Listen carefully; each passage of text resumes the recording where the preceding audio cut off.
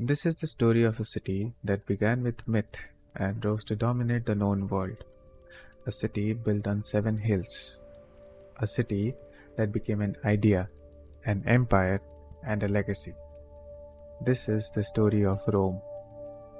Our journey begins over 2.5 millennia ago, in the heart of the Italian peninsula, a world far removed from our own, yet foundational to the one we live today. The origins of Rome are steeped in legend. The most enduring tale begins with the fall of Troy, the ancient city in Asia Minor.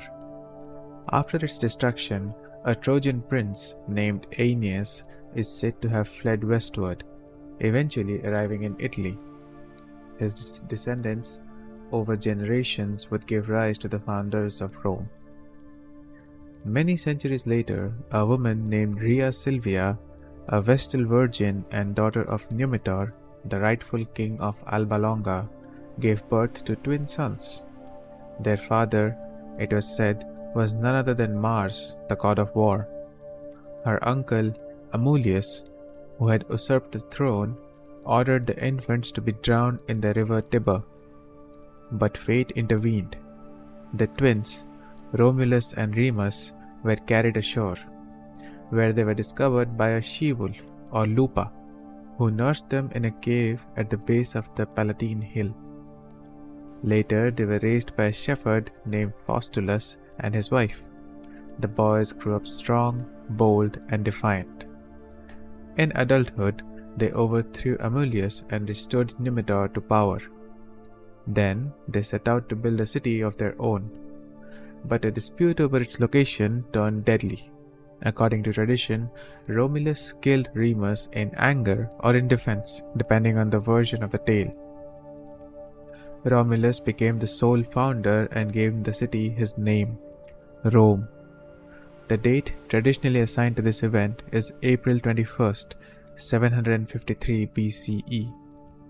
Though largely symbolic, the legend speaks to the Romans' perception of their origins, born of divine influence, tested by hardship, shaped by violence, and destined for greatness.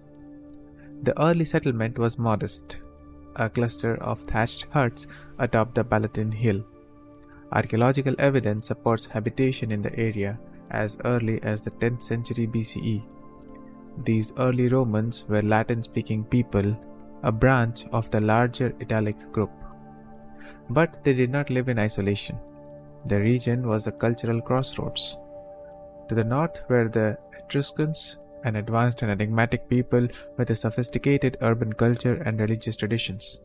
To the east were the Sabines, known for their strong kinship structures. To the south lay the Greek colonies of Magna Graecia, bringing Hellenic art, architecture, and myth. Rome was influenced by all of these. The Etruscans in particular contributed to early Roman engineering, religious ritual, and political organization. The Greek alphabet was adapted into Latin script. Sabine customs, including certain legal and familial traditions, were absorbed into Roman society. Thus, from its earliest days, Rome was not merely a city born of myth, but a living mosaic of cultures, languages, and ideas. The syncretism would become a hallmark of Roman identity, absorbing, adapting, and uniting disparate traditions under one name. Chapter 2: The Roman Kingdom. The first phase of Roman history was the monarchy, traditionally ruled by 7 kings. These monarchs are legendary figures, their biographies a blend of myth, oral tradition, and early record keeping. Nonetheless, each is credited with establishing key institutions and practices that laid the groundwork for Roman civilization. The first king, Romulus, the city's mythical founder, is said to have established many of Rome's initial political and military structures. He is attributed with forming the Roman Senate, composed of 100 of the city's leading men, and organizing the people into tribal units. Following Romulus was Numa Pompilius, a Sabine by origin and a deeply religious figure. Numa's reign was marked by peace and the institutionalization of religious practices. He is credited with introducing the Vestal Virgins, the office of the Pontifex Maximus, and many of the religious rituals that would define Roman identity for centuries. He also reformed the calendar and introduced a more complex legal structure. The third king, Tullus Hostilius, reversed Numa's pacifist policies. He emphasized military discipline and conquest. His most famous campaign was the destruction of Alba Longa, a rival Latin city. Under Tullus, Rome began to assert dominance in Latium, laying the foundation for future territorial expansion. Ancus Marcius, the fourth king and reputed grandson of Numa, is remembered for combining piety and military strength. He founded the port of Ostia, Rome's first link to maritime trade and naval power, and built a bridge across the Tiber, facilitating commerce and troop movement. Lucius Tarquinius Priscus, the fifth king and the first of Etruscan descent, brought a wave of cultural and architectural influence from the north. His reign saw the construction of Rome's great sewer system, the Cloaca Maxima, and the beginnings of the Circus Maximus. He expanded the Senate and reorganized the army. Servius Tullius, the sixth king, is remembered for his social and political reforms. He instituted the census, categorizing citizens by wealth and assigning military and voting responsibilities accordingly.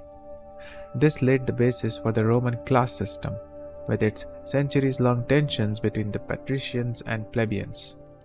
Servius also divided the city into administrative regions and fortified it with walls. The seventh and final king, Lucius Tarquinius Superbus, Tarquin the Proud, earned infamy for his autocratic rule. He seized power through violence and ruled without the consent of the Senate. His reign was marked by public works, including the completion of the Temple of Jupiter Optimus Maximus, but also by cruelty and disregard for Roman traditions. The catalyst for the monarchy's downfall came from within his own family. His son, Sextus Tarquinius, committed a heinous crime against a noblewoman, Lucretia. Her subsequent suicide sparked outrage. Led by Lucius Junius Brutus, a group of aristocrats expelled the Tarquins. In 509 BCE, the monarchy was abolished. The Romans vowed never again to be ruled by a king. In its place, they established a republic, a complex system of governments based on annual elections, checks and balances, and the primacy of law over individual power. This transition marked a defining moment in Roman history, the beginning of the Roman Republic. Chapter 3: The Roman Republic. The Roman Republic was a complex political system that balanced elements of democracy, oligarchy, and aristocracy. It was a constitutional framework designed to limit individual power while enabling effective governance. Power was officially vested in elected magistrates, the most senior of whom were the consuls. Each year, 2 consuls were elected by the Centuriate Assembly to serve as joint heads of state and commanders-in-chief of the military. Their authority was equal, and each could veto the other's decisions. Supporting the consuls were a range of other magistrates, including praetors or judicial officials, aediles or responsible for public works and games, and quaestors or financial administrators. All were subject to annual elections and held imperium, the legal power to command and enforce laws. Overseeing the state's long-term interests was the Senate, a body composed originally of aristocratic patricians but later including wealthy plebeians. Though technically an advisory council, the Senate held tremendous influence over foreign policy, state finances, and legislative proposals. The plebeians, or common people, gradually pushed for more rights through a protracted social conflict known as the Conflict of the Orders. This began as a struggle for political representation and legal equality. Early in the Republic, plebeians had few protections and no access to political office. In response to their protests, the office of tribune of the plebs was established. Tribunes had the authority to propose legislation and veto the actions of magistrates that harmed plebeian interests. They were considered sacrosanct, legally untouchable while in office. One of the most significant achievements during this era was the codification of laws in the 12 tables around 450 BCE. These laws were inscribed on bronze tablets and displayed publicly in the Roman Forum, ensuring that all citizens, regardless of class, had access to legal standards. The 12 tables covered civil, criminal, and religious law, becoming a foundation for Roman legal tradition. As Rome's political institutions matured, so too did its military and diplomatic capabilities.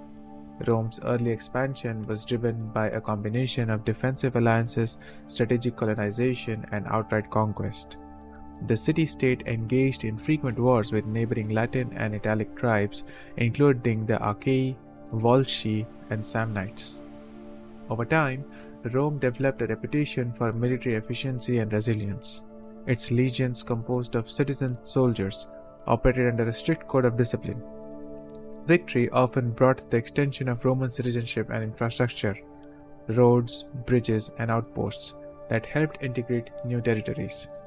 By the early 3rd century BCE, Rome had established dominance over the Italian peninsula, extending its reach from the Apennine Mountains to the coasts of Magna Graecia in the south. This period also saw the construction of Rome's first major road, the Via Appia, linking the capital to southern Italy and laying the groundwork for further expansion. The Roman Republic was not a static entity. It was a dynamic and often tumultuous system marked by internal reform and external conflict. Yet, it was this adaptability, its capacity to absorb new peoples and adjust its institutions, that allowed the Republic to thrive for nearly 5 centuries. Chapter 4: The Punic Wars. Rome's ambition eventually brought it into conflict with another rising power, Carthage. Located in North Africa, Carthage was a wealthy maritime republic descended from Phoenician colonists. By the 3rd century BCE, it controlled much of the western Mediterranean, including parts of Spain, the Balearic Islands, and North Africa. As Rome expanded southward, the two powers inevitably collided over control of Sicily, a strategic and fertile island.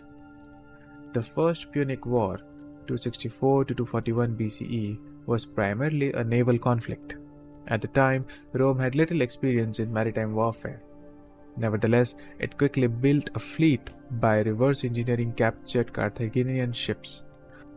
Roman innovation, including the corvus boarding device, allowed its soldiers to fight sea battles like land engagements. After 2 decades of warfare, Rome emerged victorious. Sicily became its first province outside the Italian peninsula. The Second Punic War, 218 to 201 BCE, is perhaps the most famous.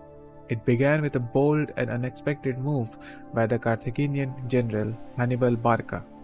In one of the most audacious military campaigns in history, Hannibal led an army, including war elephants, across the Alps to invade Italy from the north. He won several stunning victories, most notably at the Battle of Cannae in 216 BCE, where Roman losses were catastrophic. For over a decade, Hannibal ravaged the Italian countryside, seeking to undermine Rome's alliances. However, Rome's resilience and strategic patience were decisive. The Roman general Scipio, later known as Scipio Africanus, shifted the war to North Africa. In 202 BCE, at the Battle of Zama near Carthage, Scipio decisively defeated Hannibal, ending the war. Carthage was forced to cede its fleet, pay heavy reparations, and surrender much of its empire. The Third Punic War, 149 to 146 BCE, was less about military threat and more about Rome's desire to eliminate a rival once and for all. Despite Carthage's weakened state and compliance with treaty terms, Roman politicians, especially Cato the Elder, insisted that Carthage must be destroyed.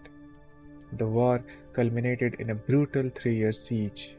When Carthage finally fell, the city was razed, its population either killed or enslaved, and the territory annexed as the province of Africa. The Punic Wars marked a turning point in Roman history. They established Rome as the dominant power in the Western Mediterranean and signaled its transformation from a regional republic to an expanding imperial force. The long years of conflict also reshaped Roman military culture, economic policy, and geopolitical outlook, setting the stage for further conquest and internal strain. Chapter 5: Internal Struggles and Civil War. Rome's territorial expansion brought immense wealth and significant problems. As Rome accumulated provinces, tribute, and spoils of war, the economic and social fabric of the Republic began to strain. The influx of slaves and loot from conquered territories disrupted the rural economy. Many small farmers, once the backbone of the Roman legions and society, found themselves unable to compete with large estates, latifundia, owned by wealthy elites and worked by cheap slave labor. Dispossessed, these citizens often moved to Rome, swelling the ranks of the urban poor. The concentration of land and political influence in the hands of a few aristocratic families created growing resentment. The Senate, dominated by patricians and conservative interests, resisted reforms that might redistribute wealth or grant wider access to political power. In this environment of inequality and unrest, two brothers emerged as reformers: Tiberius and Gaius Gracchus. As tribunes of the plebs, they championed land redistribution and grain subsidies to alleviate the suffering of the lower classes. Tiberius was the first to challenge senatorial privilege directly, proposing the enforcement of limits on land ownership. His bold efforts led to his assassination in 133 BCE. A decade later, Gaius Gracchus took up his brother's cause with even more ambitious proposals, including citizenship for Italian allies and judicial reforms. He too met a violent end, killed in a riot instigated by senatorial forces in 121 BCE. Their deaths underscored a grim reality. Violence had become a tool of political power. With the failure of peaceful reform, many turned to military leaders for protection and opportunity. One such leader was Gaius Marius, a talented general and populist politician. He implemented significant military reforms around 107 BCE, notably allowing landless citizens to join the army. This professionalized the Roman military but also shifted the soldiers' loyalty from the state to their commanders, who now controlled their pay and prospects for land. Marius' career saw both military triumph and political rivalry. He clashed with Lucius Cornelius Sulla, another powerful general. Their rivalry culminated in a shocking turn. Sulla, defying Roman precedent, marched his legions on Rome itself in 88 BCE. It was the first time Roman soldiers had been used against the city, but not the last. After a brutal civil war, Sulla emerged victorious and declared himself dictator.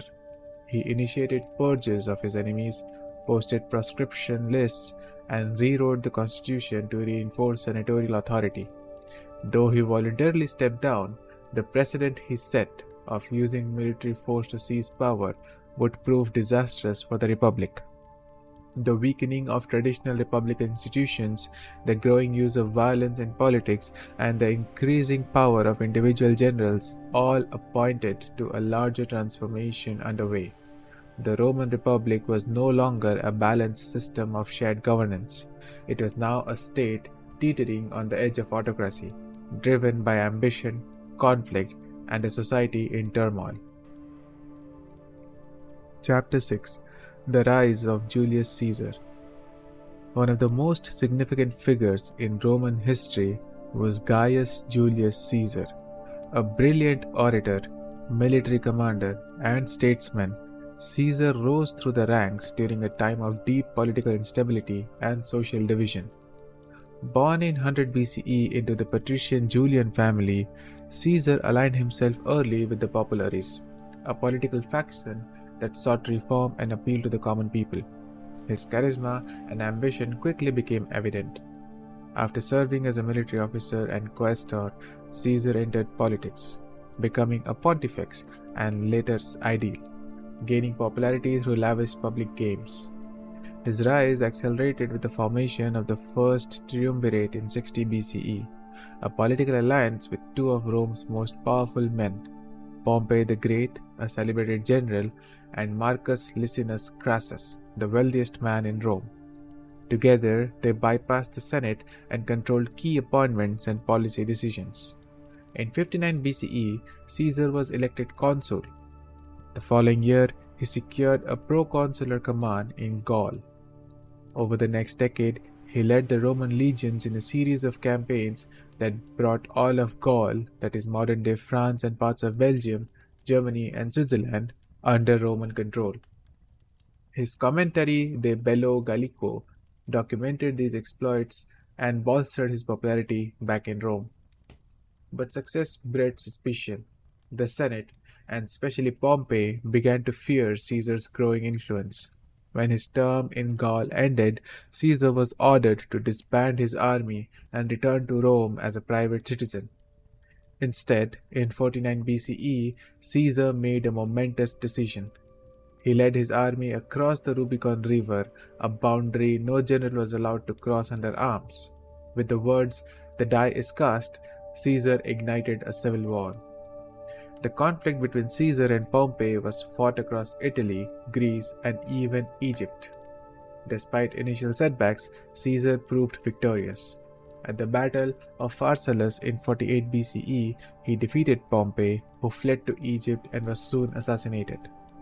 Caesar followed to Alexandria, where he became entangled in the Egyptian civil war and formed a political and romantic alliance with Queen Cleopatra VII.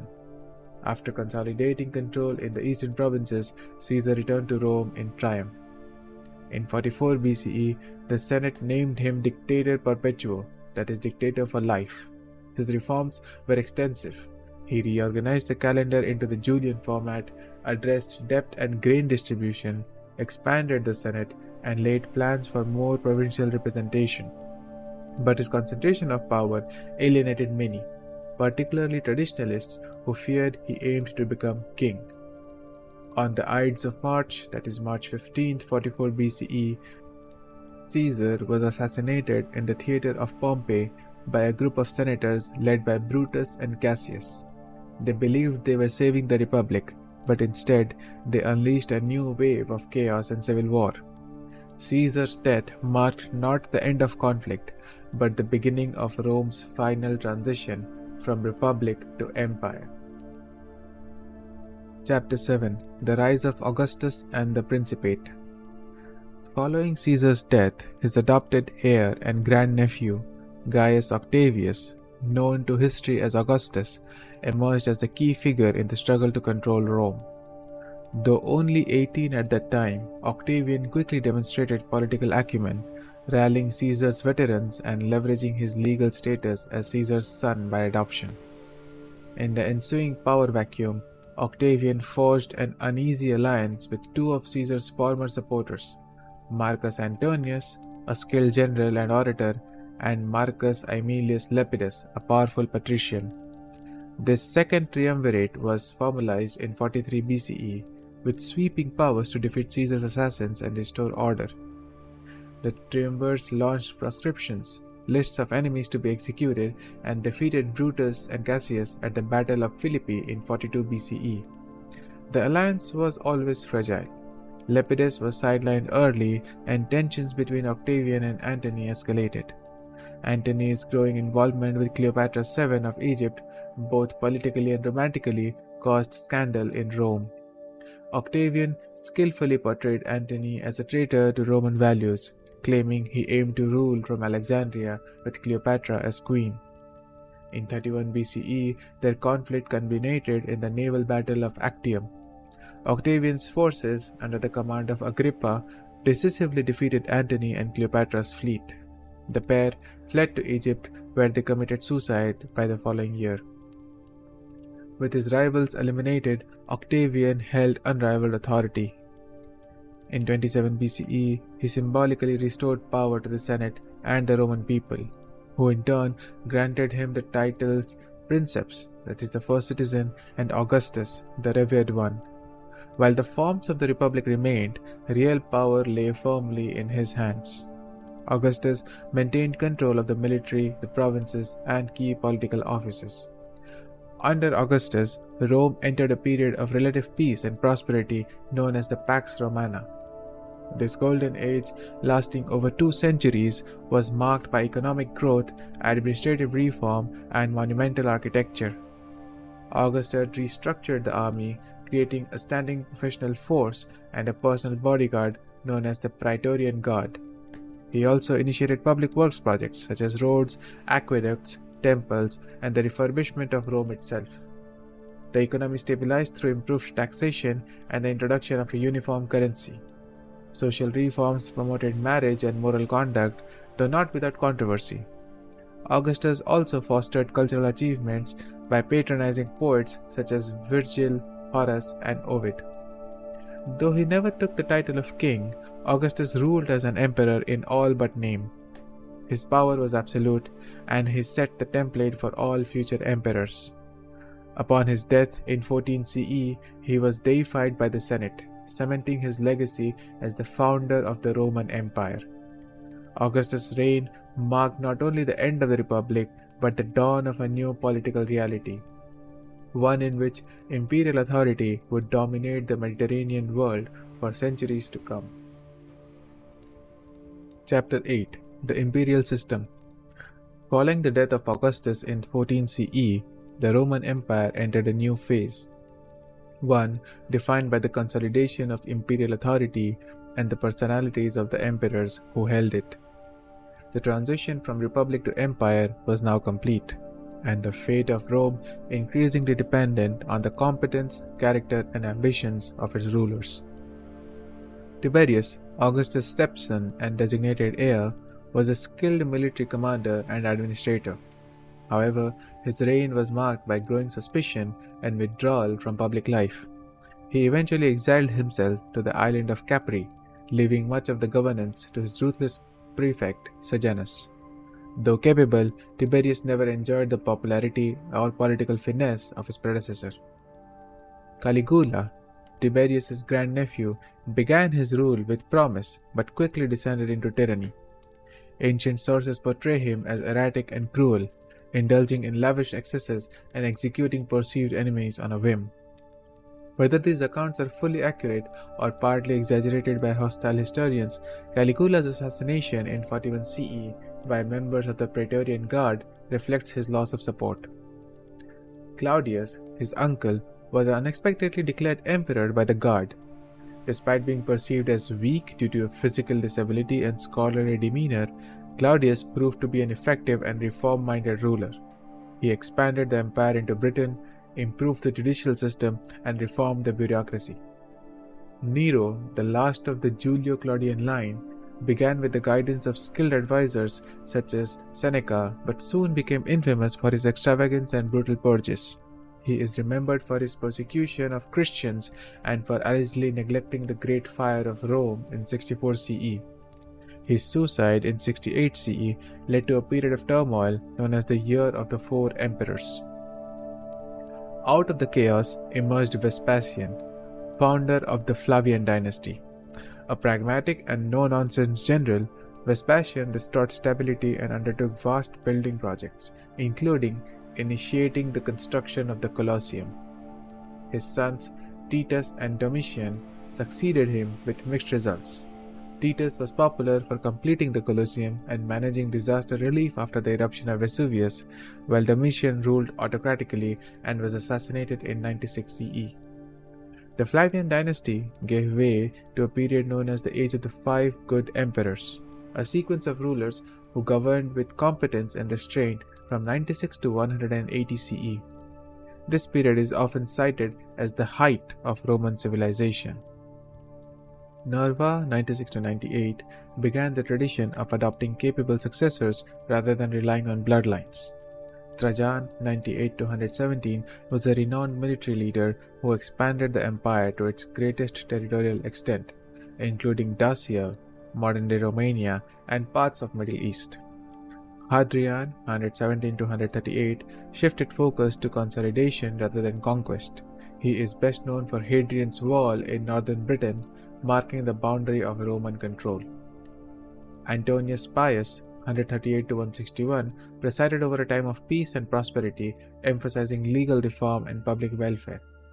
Marcus Aurelius, 161 to 180, philosopher king and author of Meditations, ruled during difficult times, including military campaigns along the Danube. Despite his stoic leadership, his choice of heir, his son Commodus, would prove catastrophic. Under these emperors, Rome reached its cultural, economic, and administrative zenith. The empire's vast infrastructure, roads, aqueducts, amphitheaters, and ports, enabled unprecedented integration across provinces. Latin and Greek served as unifying languages of governance and culture. Trade flourished from Britain to Egypt, and Roman law and citizenship gradually extended to millions. This era represented the pinnacle of Roman statecraft and civilization. But the seeds of future instability, that is, the reliance on military, succession issues, and economic strain, remained quietly beneath the surface, waiting for a less capable hand on the reins. Chapter 9: Crisis and Division. The 3rd century CE marked one of the most turbulent periods in Roman history. What had once seemed an unshakable empire now faced a convergence of crises, military, economic, political, and cultural, that threatened its very survival. This era, often referred to as the crisis of the 3rd century, spanned from roughly 235 to 284 CE. During this time, the Roman Empire was plagued by continuous civil wars, rampant inflation, and frequent invasions from external enemies. No fewer than 26 emperors reigned in just 50 years, many meeting violent ends. Power was increasingly seized by generals rather than handed down through orderly succession. The economy faltered, debasement of the currency led to inflation, trade routes became less secure, and agricultural productivity declined in many regions. Cities shrank, and the burdens of taxation became unbearable for many citizens, especially the rural poor and small landowners. On the frontiers, pressure mounted. Germanic tribes breached the Rhine and Danube frontiers. The Sassanid Empire in the east, a revitalized Persian power, challenged Roman authority in Mesopotamia and Syria. At one point, entire regions of the empire briefly broke away, forming the Gallic Empire in the west and the Palmyrene Empire in the east. In response to this near collapse, the Emperor Diocletian came to power in 284 CE and implemented radical reforms to restore order. Realizing the empire was too vast to be managed by one man, he divided it into two halves, eastern and western, each governed by an Augustus, assisted by a subordinate Caesar.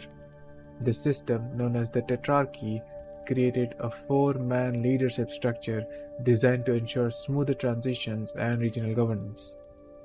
Diocletian also undertook major economic and administrative reforms. He standardized taxation, reorganized provinces, and increased the bureaucracy. In an attempt to curb inflation, he issued the Edict on Maximum Prices, though it proved difficult to enforce. His reforms strengthened the military by increasing recruitment and fortifying frontiers, but they also imposed rigid controls over labor and social mobility. Though authoritarian in nature, Diocletian's measures temporarily stabilized the empire. However, the Tetrarchy unraveled after his abdication in 305 CE as rival claimants clashed for supremacy.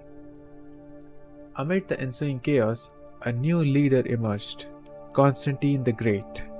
After years of civil war, Constantine consolidated power, defeating his rival Maxentius at the Battle of Milvian Bridge in 312 CE. According to tradition, Constantine had a vision before the battle, a cross in the sky accompanied by words "In hoc signo vinces," "In this sign you will conquer." This vision marked the beginning of his association with Christianity.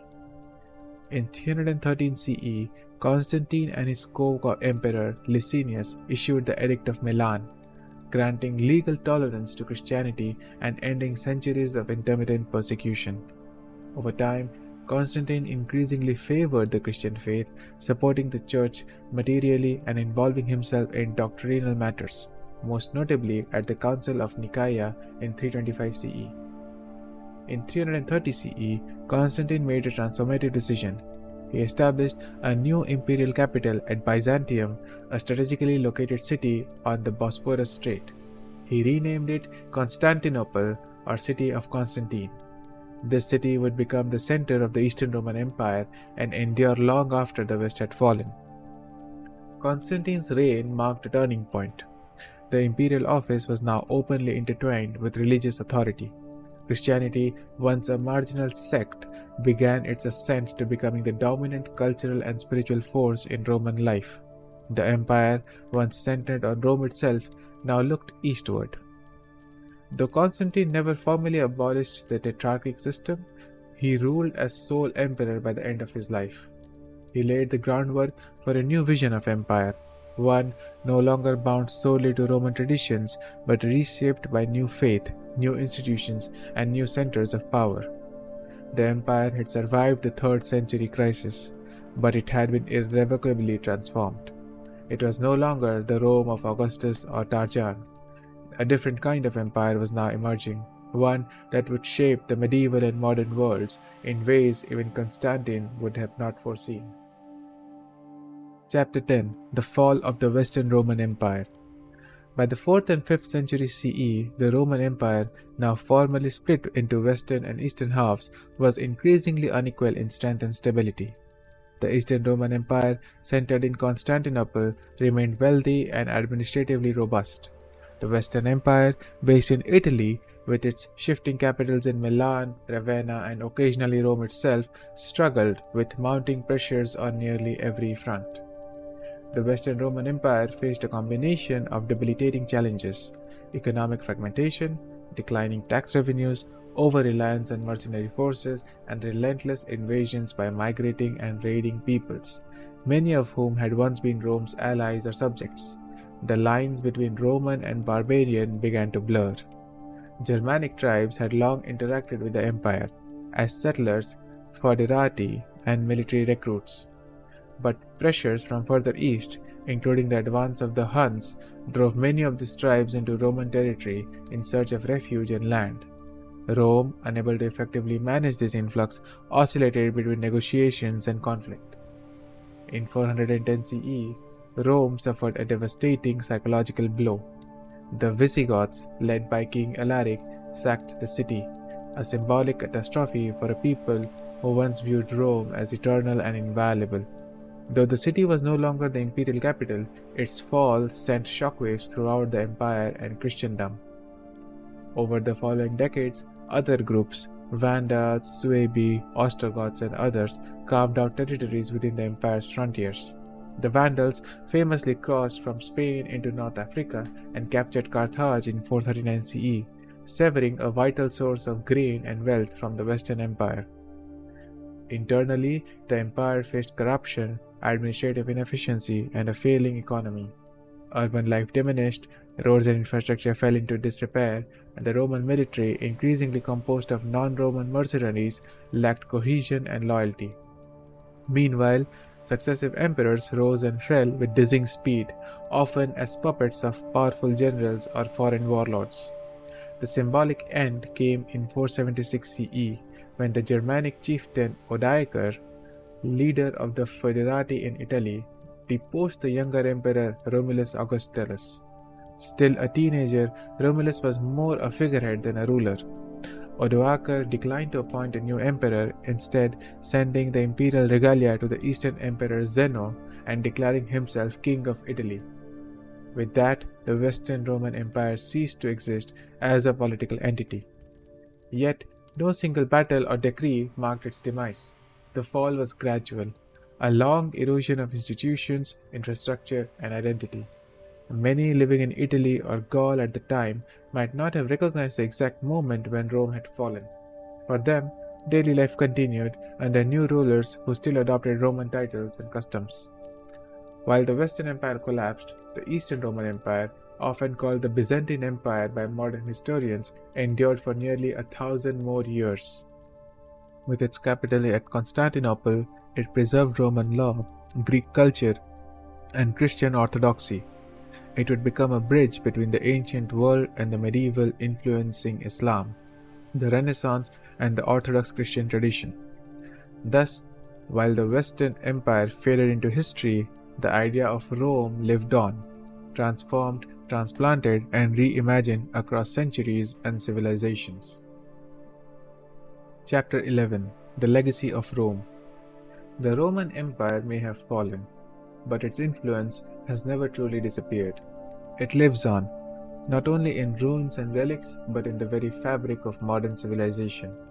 Rome was more than a city, a state, or a military power. It was a civilization that evolved across centuries, adapting through monarchy, republic, and empire. Its legacy is profound, far-reaching, and still deeply embedded in the world today. Rome, then, is not simply a subject of antiquity. It is a living legacy, a civilization that continues to inform our languages, laws, cities, and systems of governance. From the stones of the Colosseum to the sentences of legal code, from the streets of Paris to the Senate floor of Washington, D.C., the echo of Rome resounds. Though empires rise and fall, few leave a mark as indelible as Rome. Its history may have ended, but its story continues, etched into the foundations of the modern world. From a small settlement on the Tiber to the capital of an empire, Rome's story is a testament to resilience, adaptation, and ambition. As we look back, we see not only the grandeur, but also the lessons of power, of politics, and of the human spirit. This was the story of Rome.